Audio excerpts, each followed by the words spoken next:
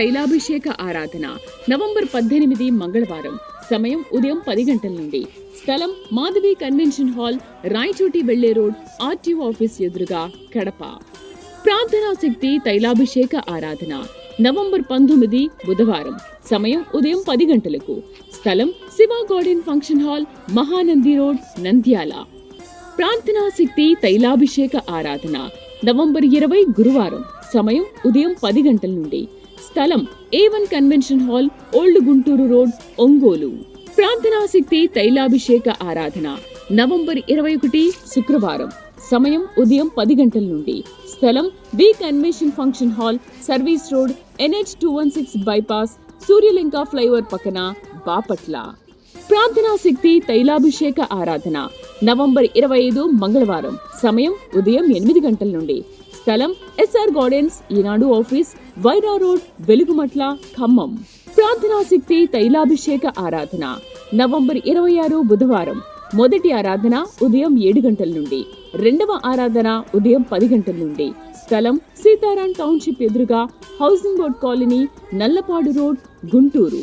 యేసయ్య నామములో మీకు వందనాలు తెలియపరుస్తూ ఉన్నాను. ప్రియులారా, ఈ దినం కొరకు దేవుడు సిద్ధపరిచిన వాగ్దానాన్ని మనం స్వాధీనపరచుకుందాం. కీర్తన గ్రంథము 122 అధ్యాయము 7వ వచనం ద్వారా దేవుడు మీ కుటుంబాన్ని దర్శిస్తూ ఉన్నారు. కీర్తన 122 అధ్యాయం 7వ వచనం. Psalms 122 verse 7. నీ ప్రాకారములలో నెమ్మది కలుగునుగాక, నీ నగరులలో క్షేమముండునుగాక. నీ ప్రాకారములో నెమ్మది కలుగునుగాక. నా ఇంటిలో నెమ్మది లేదు అని బాధపడుతున్నావు. నీ 4 గోడల మధ్య ఉండి ఏడుస్తున్నావు కదా. నీ ఇంటి బయట కూర్చుని ఏడుస్తున్నావేమో. నీ ప్రాకారము చుట్టూ, ఫస్ట్ ఆఫ్ ఆల్ నీ ఇంటిలో దేవుడు నీకు నెమ్మది కలుగజేస్తున్నాడు. భయపడకు. నెమ్మది లేదు. ఏంటి నా జీవితం? ఊహించింది ఒకటి, నాకు జరిగేది ఒకటి, అనుకున్నది ఒకటి, అసలు జరుగుతున్న లైన్ వేరైపోయింది. ఏడవాలో నవ్వాలో నాకు అర్థం కావట్లేదు. బ్రతకాలా చనిపోవాలో నాకు అర్థం కావట్లేదు. ఏంటి ఒకదాని వెనకాల ఒకటి. ఒక సమస్య ఉందంటే దానికి ఏదో నేను కష్టపడి ఏదో జ్ఞానంగా నేను ఆ సమస్యను అధిగమించాను అనుకున్నప్పుడు ఇంకొక 4 సమస్యలు ఒక్కసారి వచ్చి పడుతుంటే నా ప్రాణము తట్టుకోలేకపోతుంది, నా వల్ల కాదు అని ఏడుస్తున్నావేమో. దేవుడి దినాన్ని నీతో మాట్లాడుతున్నాడు. నీ ప్రాకారములలో నెమ్మది కలుగజేయుచున్నాడు ఆయన. ఎంత చక్కని మాట చూడండి. నీ ప్రాకారములలో నెమ్మది కలుగునుగాక ఆల్రెడీ ప్రకటించాడు. నీ నగరులలో క్షేమముండునుగాక. నీ యొక్క గ్రామంలో, నీ ప్రాంతంలో అందరూ నీకు మనశ్శాంతి లేకుండా, నెమ్మది లేకుండా చేస్తుంటే నువ్వు బాధపడుతున్నావు కదా. ఎంటైర్ నీ నగరములో, నీ గ్రామములో, నీ పేటలో, నీ ఊరిలో, నీ గల్లీలో, నీ టౌన్లో, నీ వీధిలో దేవుడు క్షేమమును ప్రకటిస్తూ ఉన్నాడు. ఎంత మంచి మాట అంటే, నీ ప్రాకారములో నెమ్మది కలుగునుగాక, నీ నగరులలో క్షేమముండునుగాక. ఇక మీదట నీ ఇల్లు, నీ పిల్లలు, నీ కుటుంబము, నీ జీవితము ఒక నెమ్మదిగా ప్రభుని స్తుతించటం ప్రజలు చూస్తారు. ఏంటి ఇంత ప్రశాంతత, ఏంటి వారికి ఇంత ధనవంతులు అయిపోయారేంటి, ఇంత గొప్పవాళ్ళుగా ఉన్నారేంటి వీళ్ళు అంటే, వారందరికీ అర్థమైంది ఏంటంటే క్రీస్తు మిమ్మలను ఆశీర్వదించాడని, క్రీస్తు మీ ఇంట్లో నిలిచి ఉన్నాడని ప్రజలందరూ సాక్ష్యం ఇవ్వబోతూ ఉన్నారు. అటువంటి ప్రశాంతత, నెమ్మది, క్షేమము దేవుడు మీకు దయచేసి ఉన్నాడు. ధైర్యంగా ఉండండి. ఆత్మ మీకు తోడుండును గాక. God bless you. వాక్య భాగానికి వెళ్దాం. ప్రియులరా, కొరింథీయులు రాసినటువంటి 2వ పత్రిక 4వ అధ్యాయము 14వ వచనం చదివి సహాయం చేయండి. విశ్వసించి తిని గనుక మాట్లాడి తిని అని రాయబడిన ప్రకారము అట్టి విశ్వాసముతో కూడిన ఆత్మగలవారమై ప్రభువైన యేసును లేపినవాడు యేసుతో మమ్మును కూడా లేపి మీతో కూడా తన ఎదుట నిలవబెట్టినని ఎరిగి మేము విశ్వసించుచున్నాము గనుక మాట్లాడుచున్నాము. కావున మేము అధైర్యపడము. మా బాహ్య పురుషుడు కృషించినను అంతర్య పురుషుడు దినదినము నూతన పరచబడుచున్నాడు. మేము దృశ్యమైన వాటిని చూడక అదృశ్యమైన వాటిని నిదానించి చూచుచున్నాము గనుక క్షణమాత్రముండు మా చులకని శ్రమ మా కొరకు అంతకంతకు ఎక్కువగా నిత్యమైన మహిమ భారమును కలుగజేయుచున్నది. ఏలయనగా దృశ్యమైనవి అనిత్యములు, అదృశ్యమైనవి నిత్యములు. ఆమేన్. పరిశుద్ధ పౌలు బలమైన మాట తెలియపరుస్తూ ఉన్నాడు. 14వ వచనంలో మొట్టమొదటి మాట, నేను ప్రార్థన చేస్తున్నాను, దేవుడు ఈ మాటను నా ముందు పెట్టారు. ఏంటి ప్రభువా, ఈ పట్టణానికి ఏమి బోధించాలి ఈ ప్రజలకని నేను ప్రార్థించాను. మధ్యరాత్రిగా లేచాను, మొరపెడుతున్నాను. దేవుని సన్నిధిలో నేను అడిగినప్పుడు ప్రభు నాకు ఇచ్చినటువంటి వాక్కుని నేను మీకు ప్రకటిస్తూ ఉన్నాను. అందరూ చెప్పండి, అతడి విశ్వసించితిని గనుక మాటలాడితిని. ఆమేన్. హల్లెలూయా చెప్పండి. ఇంకా గట్టిగా హల్లెలూయా చెప్పండి. ఇంకా గట్టిగా హల్లెలూయా చెప్పండి. మేమును విశ్వసించుచున్నాము గనుక మాటలాడుచున్నాము. ఈరోజు దేవుడు మన నోట పెట్టిన మాట ఏంటంటే, నువ్వేది ఏ విషయంలో ఒక డెలివరెన్సీ కావాలని అడుగుతున్నావో, విడుదల కావాలని అనుకుంటున్నావో, ఏది జరగాలని అనుకుంటున్నావో అది 100% జరుగుతుంది. అంతే. విశ్వసించడం అంటే నేను నమ్ముతున్నాను కనుక మాట్లాడుతున్నాను. హల్లెలూయా. గట్టిగా హల్లెలూయా చెప్పండి. పరిశుద్ధ పౌలు అంటున్నాడు, విశ్వసించి తిని కనుక మాట్లాడుతుని అని రాయబడిన ప్రకారం అట్టి విశ్వాసంతో కూడిన ఆత్మ గలవారమై. ఎటువంటి ఆత్మ? విశ్వసించిన ఆత్మ. ఆత్మ గలవారమై ప్రభువైన యేసును లేపిన వాడు, యేసుతో మమ్మను కూడా లేపి మీతో కూడా తన ఎదుట నిలవబెట్టినని ఎరిగి మేము విశ్వసించున్నాము కనుక మేము మాట్లాడుతున్నాం. ఏమని మాట్లాడుతున్నాం అంటే, కావున మేము అధైర్యపడము. ఆమేన్. మేము భయపడము. ఈ శ్రమల వల్ల మా బాహ్య పురుషుడు కృషించినను అంతర్య పురుషుడు దినదినము నూతన పరచబడుచున్నాడు. మేము దృశ్యమైన వాటిని చూడక, అదృశ్యమైన వాటిని, అందరూ చెప్పండి, మేము దృశ్యమైన వాటిని చూడక అదృశ్యమైన వాటిని నిదానించి చూచుచున్నాము.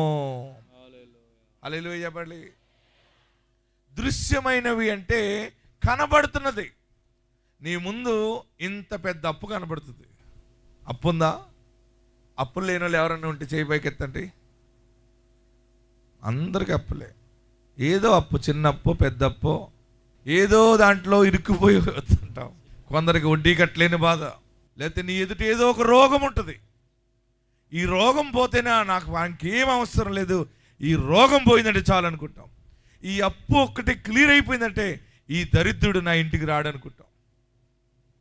అప్పిచ్చిన వాళ్ళు కూడా దరిద్రులను తిట్టవలసి వస్తుంది. ఒక సమస్య, అల్లుడు బిడ్డని ఏలుకోకపోతే అదో సమస్య, కొడుకు కోడలు సమాధానంగా లేకపోతే సమస్య. నీ ముందు 100 సమస్యలు కనబడుతున్నాయేమో.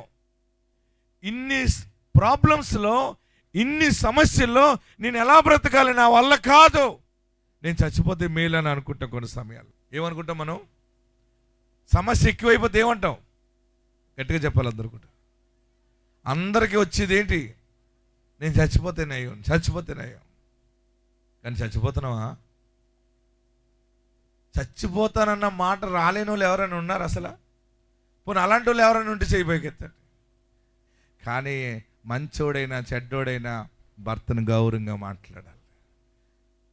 భార్యలారా భర్తలను లోబడండి. భర్తలు కూడా మీ భార్యలను ప్రేమించండి అని పత్రికలో తెలియపరుస్తున్నాడు. మన కుటుంబ విలువలు కాపాడుకుని బ్రతకాలి. ఎప్పుడు కూడా నీ భర్త గురించి ఎవరికి లోకుగా చెప్పకూడదు.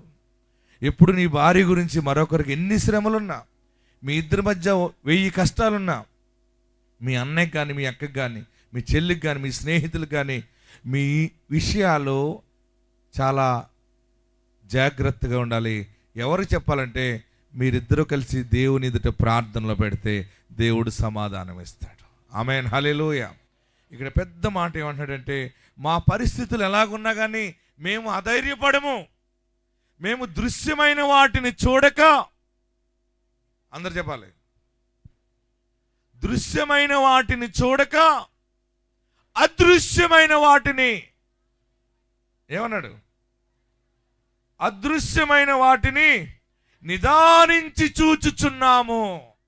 ఇప్పుడు జరుగుతున్న పరిస్థితి కఠినంగా ఉన్నా, పరిస్థితి తారుమారుగా ఉన్నా, దేవుడు గొప్ప ఆశీర్వాదం ఇవ్వబోతున్నాడు.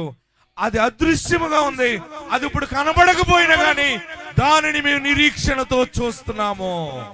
గట్టిగా గట్టిగా చప్పటి కొట్టి ప్రభువుని స్తుతించాలి.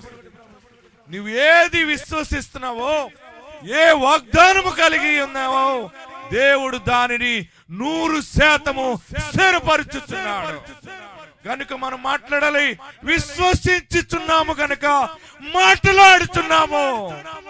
యేసు సమాధి నుండి లేచిన ప్రకారం దేవుడు మమ్మల్ని సమాధి అనే కష్టాల నుండి పైకి లేవనెత్తుతున్నాడు. ఆమేన్, హల్లెలూయా.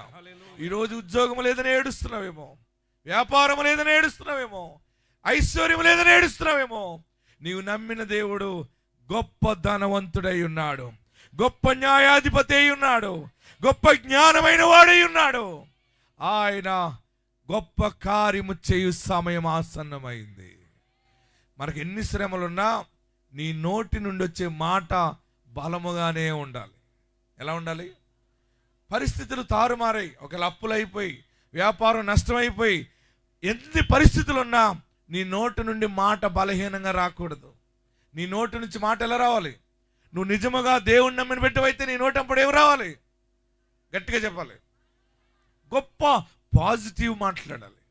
ఏయ్ పరిస్థితులు, అయ్యో మీ ఇల్లు అమ్మేసుకున్నారమ్మా, మీరు అలాగ అయిపోయారమ్మా, మీరు ఇలాగ అయిపోయారమ్మా అంటే మీరు అనాలి, అన్నీ అయిపోయినా మరలా 2 అంతలుగా వచ్చి పడిపోతుంది నాకని చెప్పాలి.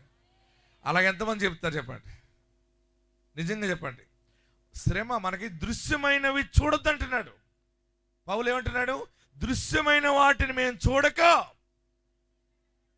గట్టిగా చెప్పాలి, అదృశ్యము. నీ మేడ అదృశ్యములో ఉంది, నీ ఇల్లు, నీ భర్త రక్షణ, నీ భార్య రక్షణ, నీ బిడ్డల రక్షణ, నీ ఇల్లంతా కూడా దీవెనలతో నింపబడిన స్థితి దేవుడు దాచిపెట్టాడు. దానిని నిదానిస్తున్నాను. ఏ రోజు వస్తుందా, ఏ నెల వస్తుందా, ఏ సంవత్సరం వస్తుందా అని మీరు నమ్మగలిగితే అదృశ్యమైన వాటిని మీరు చూడబోతా ఉన్నారు. నమ్మిన వారిని గట్టిగా చప్పటి కొట్టి ప్రభువుని స్తుతించండి. ఏడవకండి, మీరు బలవంతులవుతున్నారు క్రీస్తునందు. ఆమేన్. దుష్టుడు దూరమవును గాక, కీడు దూరమవును గాక, విశ్వసించితిని కనుక మాట్లాడుచున్నాను. ఎవరైనా నీ పిల్లకి పెళ్ళి చేస్తావమ్మా, ఎవరొకరికి ఇచ్చి చేసి అన్నారు అనుకోండి, అలా ఎవరో ఒకరికి ఎందుకు ఇచ్చి చేస్తాను నేను అనాలి. నువ్వు ఏమి ఇవ్వలేవు కదా, 50,000 ఇస్తావా, 1,00,000 ఇస్తావా, 2,00,000 ఇస్తావా, నువ్వు నీకు దగ్గర కట్నం ఏమగలదు, ఏదో వాళ్ళకి ఇచ్చి చేసేయి అంటే మీరు చెప్పండి, అలాంటి పాడు మాటలు మాట్లాడకండి. నా బిడ్డకి ఒక ఇంజనీర్కి ఇచ్చి చేస్తున్నాను, నా బిడ్డని ఒక రాజు బిడ్డకి ఇచ్చి చేస్తున్నాను, నా బిడ్డ పర్వతాల మీద ఉంటుంది, నాకు లేని బాధ మీకెందుకు? అదే మరి మీ ఆయన సంపాదన లేదు కదా, మీకు ఆదాయం లేదు కదా, మీకు ఆస్తి లేదు కదా, మీరు ఇది కదా అది కదా అంటే మీరు చెప్పాలి, నేను నమ్మిన వానికి సమస్తం ఉన్నాయి. ఆయన ఎప్పుడు ఇవ్వాలో, ఎప్పుడు సమకూర్చాలో, ఎప్పుడు తలగా చేయాలో తన యందు భయభక్తుల వారికి తాను దాచిపెట్టిన మేలు చెప్పట్లేదే. ఎంతో అన్నది అంతేనా? అందరు కలిసి చెప్పండి. ఎంతో అన్నమాట చింతగా చెప్తున్నారు మీరు. ఎంతో గొప్పది, మీరు అలా మాట్లాడితే సైతాన్ని పారిపోతుంది. నువ్వు నెమ్మగా ఎంతో గొప్పది ఎంతో అన్నావు అనుకో, ఇది మన పార్టీ అని సైతాన్ నీ మీదకి వచ్చేస్తుంది, సైతాన్ తోడలను కూడా తీసుకొస్తుంది. కనుక మీరు చెప్పాలి, నేను విశ్వసిస్తున్నాను, నేను నమ్ముతున్నాను, ఆయన నా సమాధి కష్టం నుండి పునరుద్ధానంగా మారుస్తాడు. ఆమేన్. ఎంత పెద్ద మాట అన్నాడంటే ఇక్కడ, కావున మేము 16వ వచనం చదవండి అందరూ. అధైర్యపడము. కావున మేము అధైర్యపడము. మా బాహ్య పురుషుడు కృషించుచున్నను. అంటే కొన్ని సమయాల్లో ఈ బాహ్య పురుషుడు శరీరం అంటే శరీరము అప్పులు ఎక్కువైపోయినాయి అనుకోండి, తలదూకోవటం మానేస్తావు, కళ్ళు లోపల పోతాయి, పండుకుంటా కానీ నిద్ర పట్టదు. ఎలా కట్టాలి అలా కొద్ది, బాబోయ్ ఉదయానికి వచ్చేస్తారేమో, దేవా దేవా దేవా అనుకుంటావు. నీ శరీరంలో సౌందర్యం తగ్గిపోతుంది. ఏం తగ్గిపోతుంది? చెవులు నల్లబడిపోవటం, పెదవులు ఎండిపోవటం, కోతోటం వస్తుంది. అప్పులే సమస్యలు ఎక్కువైపోయిన వాళ్ళకి ఏమోటం వస్తుంది చెప్పరే మీరు అందరూ, గట్టిగా చెప్పాలి. చిక్కిపోతారు, ఆ రకరకాల రూపాలు వచ్చేస్తాయి. ఏ అమ్మ అలాగ అయిపోయో పాపం, ఎన్ని సమస్యలు అంటది మన తోటికోళ్ళు వచ్చి. దానికి అన్నీ తెలుసు, చాలా డేంజర్ ఒక్కో తోటికోడు. మన ఇంటి చుట్టూ ఉన్న వాళ్ళకి మన పరిస్థితి తెలుసు. పైకి వచ్చి ఏ అమ్మాయి ఎలా ఉన్నారు, అయ్యో ఈ మధ్య నువ్వు అలాగైపోతున్నావు ఏంటో, మీ ఆయన స్థిరం లేక పాపం అలాగైపోయావు, వ్యాపారం పోయింది, మీ డబ్బులు అలా అట్టుకుపోయాయి. వాళ్ళందరూ వచ్చి రాబందుల్లాగా పొడిచేస్తుంటారు. నువ్వు అనాలి, నా బాహ్య శరీరం ఒకవేళ భయము ఆందోళనకి ఇలాగ అవుతున్నా కానీ కృషించినను నాలో ఉన్నటువంటి ఆత్మదేవుడు ఆంతర్యంలో ఒక పురుషుడు దినదినము నూతన పరచబడతాడు. ఎంత గాయపరచబడతామో, ఎంత నలిగిపోతామో అంతగా దేవుడు పరిమళింప చేయబోతున్నాడు. గట్టిగా హల్లెలూయా చెప్పండి. మీకు నేనున్నా ప్రార్థించడానికి 100% మీరు ఆశీర్వదించబడతారు. మీరు గొప్పగా ఆశీర్వదించబడతారు. చచ్చిపోతారన్న మాట ఇక్కడే వదిలిపెట్టేది. ఎప్పటికీ మీ నోటమ్మడి రానివ్వకండి. ఎటువంటి పరిస్థితుల్లో నీ బిడ్డ ఉన్నా నీ బిడ్డ గురించి నువ్వు దీవెనగా మాట్లాడు, నీ భర్త గురించి ఆశీర్వాదంగా మాట్లాడు. ఎవరికి అవకాశం ఇవ్వద్దు నిన్ను ఓదార్చడానికి. నీవే అనేక మందిని ఓదార్చబోతున్నావు. నీ ఓదార్పు ఎలాగుంటుందంటే, కొంత ధనం ఇచ్చి ఓదారుస్తావు ఎవరినైనా, నువ్వు కొంత సహాయం చేసి ఓదారుస్తావు. మేము ఆధైర్యపడము, మా బాహ్య పురుషుడు శరీరము చిక్కిపోతున్నా, కొన్ని పరిస్థితులను బట్టి కృషించిపోతున్నా, ఆంతర్య పురుషుడు ఆత్మదేవుడు ఒకడున్నాడు. నేను సిగ్గుపరచబడను, మేము నూతన పరచబడుచున్నాము. ఆమేన్. హల్లెలూయా చెప్పండి, గట్టిగా హల్లెలూయా చెప్పండి. ఈ శ్రమ మాకు కూడా వచ్చింది. మా నాన్నగారు ఎంతో కష్టపడి ఇల్లు కట్టారు. 2 పోర్షన్లు ఇల్లు కట్టారు. 2 కొడుకులు అని చెప్పి 2 కట్టాడు ఆయన. 4 గదులు పెట్టి కట్టాడు. ఎంతో అందంగా కట్టాం. కట్టిన తర్వాత అప్పులైపోయి, సమస్యలు ఎక్కువైపోయి ఇల్లు అమ్మేవలసి వచ్చింది. 5 లక్షలు 6 లక్షలు విలువ చేసి ఇల్లు మా నాన్నగారు బతిమాలి 1,80,000కి ఇల్లు అమ్మేశాం. మా చర్చ్ పక్కనే ఉంటుంది ఇల్లు. మా అందులోకి అద్దెకని వచ్చిన వాళ్ళే కొనేసుకున్నారు. వాళ్ళు మా బలహీనతలన్నీ చూసి తక్కువ కొనేసుకున్నారు. మన పరిస్థితి బాగోపోతే అన్ని దరిద్రం కింద కొట్టుకుపోతాయి. మా చర్చ్ పక్కనే ఇల్లు అది. రోజు కుటుంబ ప్రార్థన జరుగుతుంది. ప్రార్థన జరుగుతున్నప్పుడు మా నాన్నగారు రిజిస్ట్రేషన్కి వెళ్ళి సంతకం పెట్టి వచ్చేసి ఆ బలిపీఠం గడి కుటుంబ ప్రార్థనలో ఏడుస్తూ ఉన్నాడు. దేవా, ఇల్లు ఇచ్చావు, మళ్ళీ ఇల్లు కూడా తీసుకున్నావా, పోన్లేండి, నీ మందిరంలోనే ఇలాగ కాలం గడిపి చచ్చిపోతానులేండి అన్నాడు. ఆయన మాట్లాడే మాటలు వెనకాల ప్రార్థనలో ఉన్న నాకు, మా కుటుంబ సభ్యులందరికీ గుండెని పగిలిపోయేలా చేసింది. చాలా బాధ అయింది. ఏం చేస్తాం? ఎవరు సహాయం చేస్తారు మనకి? ఎవరు ఒక 10,000 రూపాయలు సహాయం చేసేవాళ్ళు లేరు ఆ టైంలో. నా తండ్రిని ఓదార్చడానికి, ధైర్యమైన మాట చెప్పడానికి ఎవరూ రాలేదు, ఎవరు లేరు. ఆ రాత్రి పండుకున్నాడు నాన్న. మేమందరం ప్రార్థన చేసి పండుకున్నాం. ఆ రాత్రి దేవుడు దర్శనం ఇచ్చాడు. ఏడవకో, ఇల్లు ఇస్తాను, భూమి ఇస్తాను. హల్లెలూయా చెప్పండి. మనల్ని ఎవరు ఓదారుస్తారు? మనల్ని దేవుడే ఓదార్చాలి. ఇల్లు ఇస్తాను, భూమి ఇస్తాను, ఏడవకన్నాడు. ఉదయాన్ని లేచాక నా తండ్రి అన్నాడు, మీ అందరం బ్రేక్ఫాస్ట్ చేస్తున్నాడు, నాకు దర్శనం వచ్చింది, ఇదిగో ఇల్లు ఇస్తాను, భూమి ఇస్తాను, ఏడవకన్నాడు. దేవుడు ఇల్లు ఇస్తాడు అన్నాడు ఆయన. చూడండి, ఈరోజు అన్నీ ఇచ్చాడు.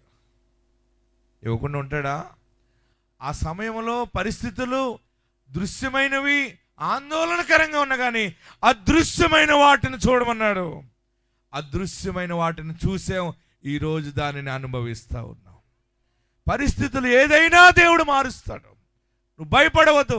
ఈరోజు పరిశుద్ధాత్మ దేవుడు నీతో మాట్లాడేది ఏంటంటే, నిన్ను సమాధి కష్టము నుండి బయటికి తీసుకురాబోతున్నాడు, గొప్ప విడుదలకి ఇవ్వబోతా ఉన్నాడు. అధైర్యపడవద్దు. బాహ్య పురుషుడు కృషించినను ఆంతర్య పురుషుడు దినదినము నూతన పరచబడుచు. గట్టిగా హల్లెలూయా చెప్పండి. నేను ఏడ్చి పడుకున్నాను. పడుకుంటే నాకు పరిశుద్ధాత్మ దేవుడు నన్ను దర్శించాడు.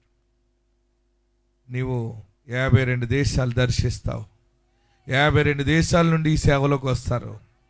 పరిస్థితి బాగోలేనప్పుడు దానికి తగ్గ దర్శనం ఇస్తే నమ్మబుద్ధి అవుతుంది. అసలు సంబంధం లేని దర్శనం ఇచ్చాడు ఈయన. ఇల్లు అమ్ముకున్నామని ఏడుతుంటే ఏమంటున్నాడు ఈయన? వింటున్నారా? హెలికాప్టర్ నీదన్నాడు. ఇల్లు అమ్ముకుని హెలికాప్టర్ కొనుక్కుంటాడు ఎవడన్నా? ఈయన అన్ని చాలా పెద్ద ప్లాన్లు ఉన్నాయనుకున్నాను ఆయన. మొన్న ఒక టీం వచ్చారు, మీకు హెలికాప్టర్ పంపిస్తున్నాను పాస్టర్ గారు అన్నారు. నేను అన్నాను, ఇంకా వద్దు, కంగారు పడకండి, దేవుడు ఆ స్థాయిలో పెట్టాడు. ఈరోజు ఈ వాక్యము చదివి నెరవేర్పులో ఉన్నాం మనం. మీరు ఏడవకండి, భయపడకండి. పరిస్థితులు ఎంత దారుణమైపోతాయో అంతగా దేవుడు తలగా నిన్ను హెచ్చిస్తాడు. గట్టిగా హల్లెలూయా చెప్పండి. ఇంకా గట్టిగా హల్లెలూయా చెప్పండి. ఇంకా గట్టిగా హల్లెలూయా చెప్పండి. మీ పరిస్థితులు ఎలాగున్నా మీరు చెప్పాలి, నేను అధైర్యపడను, నా ప్రాణమా నేను ధైర్యముగా ఉంటున్నాను, నా దేవుడు వాగ్దానము సత్యమైనది, ఆయన నమ్మదగిన వాడు, ఆయన అబద్ధికుడు కాడు. ఇక్కడ ఏమన్నాడు కింద 16వ వచనం, మేము అధైర్యపడము, మా బాహ్య పురుషుడు రోగము తగ్గదేమో, డాక్టర్లు చచ్చిపోతామన్నా సరే, లేదు నా రోగము తగ్గుతుంది, అపాయము నాకు రాదు. తర్వాత అంతర్య పురుషుడు దినదినము నూతన పరచబడుచున్నాడు. 17వ వచనం గట్టిగా చదవాలి. మేము దృశ్యమైన వాటిని చూడక క్షణమాత్రముండు. దృశ్యమైన వాటిని చూడక అదృశ్యమైన వాటినే చూచున్నాము. ఎంతమంది నిదానిస్తున్నారు? మంచి రోజులు వస్తున్నాయి, దేవుడు నా కుటుంబానికి మంచి రోజులు ఇస్తున్నాడు, నేను తలగానే ఉంటానని విశ్వసించిన వారు గట్టిగా చప్పట్లు కొట్టి హల్లెలూయా అని ప్రభుని స్తుతించండి. ఈరోజు చీకటిగా ఉంది కానీ నీతి సూర్యుడు నీ మీదే ఉంటాడు. నీతి సూర్యుడి వెలుగు నీ ఇంటి మీద ఉంటది. ఏ పని తలపెట్టినా జయముగానే ఉంటది. ఆమేన్, ఆమేన్. రక్షణ ఇవ్వబోతున్నాడు, నీతిని అనుగ్రహించబోతున్నాడు. ఎక్కడున్న వారు అక్కడే లేచి నిలబడి, దృశ్యమైనవి అనిత్యములు, అదృశ్యమైనవి నిత్యములు. దేవుడు మనకి శాశ్వతమైన కృపనివ్వబోతున్నాడు. ఎక్కడున్నారు అక్కడ లేచి నిలబడదాం. 2 చేతులు పైకెత్తి విశ్వసించి తిని గనక మాట్లాడుతున్నా. ఎవరు నీ బిడ్డను తక్కువగా మాట్లాడినా, నీ భార్యని, నీ ఉద్యోగాన్ని, నీ భర్తని, నీ జీవితాన్ని ఎగతాళిగా మాట్లాడినా, నువ్వు చెప్పాలి, నేను విశ్వసిస్తున్నాను, దేవుడు తలగా చేస్తున్నాడు. దేవుడు నన్ను తోకగా చేయడు, తలగానే చేస్తాడు. అందరు ఎక్కడున్నవారు అక్కడ 2 చేతులు పైకెత్తి, నేను విశ్వసిస్తున్నానయ్యా, నువ్వు నిజ రక్షకుడు అని విశ్వసిస్తున్నాను, నువ్వు అబద్ధమాడని దేవుడు అని విశ్వసిస్తున్నాను, పాపికి రక్షకుడు అని విశ్వసిస్తున్నాను, దేవుడు నన్ను తలగా చేస్తున్నాడని మాట్లాడు. దేవుడు నాకు వాగ్దానం ఇచ్చాడు. ఈరోజు ఉన్న చీకటి, ఈరోజు భయము, ఈరోజు దరిద్రత, అనిత్యము, రాబోయే దీవెన, అభిషేక ధర వచ్చే ఆశీర్వాదం, అది శాశ్వతమైనది, అది నిత్యము ఉంటది. నీ పిల్లల పిల్లల పిల్లల 7 తరాలు ఉంటది. 7 తరాల దీవెన నిత్యమైనది. అందరు 2 చేతులు తలపైన పెట్టుకోండి. నన్ను ఆశీర్వదించి, నా పాపాలు క్షమించి, నన్ను పరిశుద్ధపరచు. అందరూ ప్రార్థన చేయండి. నన్ను దీవించు, నీ మహిమ నా మీద అనుగ్రహించు, నీ కృప నాకు దయచేయి. ప్రార్థన చేయండి. గుండె నిండా కన్నీళ్ళు ఉన్నాయా? ఆవేదన ఉందా? వ్యాపారం సరిలేదా? వడ్డీలు కట్టలేకపోతున్నాను ఏడుస్తున్నావా? సమాధానం చెప్పలేకపోతున్నాను ఏడుస్తున్నావా? అయ్యో నేను మోసపోయానే, భయముగా ఉంది, నాకు బ్రతకలేకపోతున్నానని అంటున్నావా? దేవుడు నీతోనే మాట్లాడాడు. దేవుడు నిన్ను దర్శించాడు. ఎన్నాళ్ళు ఇలా బ్రతకాలి, ఎన్నాళ్ళు ఇలా మోసం చేయాలి, తెలుసుండే అబద్ధం ఆడుతున్నాను, తెలుసుండే మోసం చేస్తున్నాను, దారి లేదు నాకు, ఇంతకంటే వేరే దారి లేదని ఏడుస్తున్నావా? మనస్సాక్షి గద్దిస్తున్నా, పాపం చేస్తున్నావా? దేవుడు నీతో మాట్లాడుతున్నాడు, నిన్ను క్షమిస్తున్నాడు. ఆయన యేసునామమున నీకు క్షమాపణ కలుగుగాక, యేసునామమున నీకు క్షమాపణ కలుగుగాక. నిత్యమైన దీవెన ఇవ్వబోతున్నాడు. నా మీద నీ సన్నిధి దయచి, నీ రక్షణ నాకు దయచి, నీ వెలుగు నాకు దయచి, నన్ను రెండంతలుగా ఆశీర్వదించు. హల్లెలూయా.